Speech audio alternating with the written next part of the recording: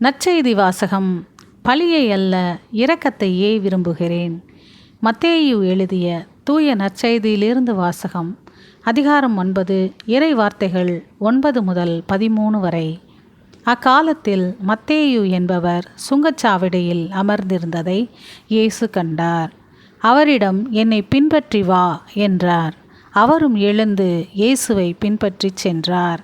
பின்பு அவருடைய வீட்டில் பந்தியில் அமர்ந்திருந்தபோது வரி தண்டுபவர்கள், பாவிகள் ஆகிய பலர் வந்து இயேசுவோடும் அவருடைய சீடரோடும் விருந்து உண்டனர். இதை கண்ட பரிசேயர் அவருடைய சீடரிடம், உங்கள் போதகர் வரி தண்டுபவர்களோடும் பாவிகளோடும் சேர்ந்து உண்பது ஏன் என்று கேட்டனர். இயேசு இதை கேட்டவுடன், நோயற்றவருக்கு அல்ல, நோயுற்றவருக்கே மருத்துவர் தேவை.